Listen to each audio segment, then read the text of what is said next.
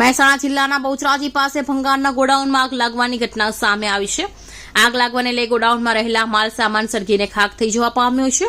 બહુચરાજી સ્થાનિક ફાયર સ્ટેશનની કે ટીમને વ્યવસ્થા નહીં હોવાને લઈ આગના સમયે મુશ્કેલી સર્જાઈ હતી. મહેસાણાથી ફાયરની ટીમ સ્થળ પર પહોંચી હતી. સ્થાનિકો દ્વારા પણ યાત્રાધામ બહુચરાજી ફાયર સ્ટેશન સ્થાપવા માટેની માંગ કરી છે. યાત્રાધામ ખાતે બહુચરાજી મંદિરમાં મોટી સંખ્યામાં રોજ દર્શનાર્થીઓ આવતા હોય છે, છતાં ત્યાં ફાયરની સુવિધા નહીં હોવાને લઈ સ્થાનિકો દ્વારા રજૂઆત કરવામાં આવી છે.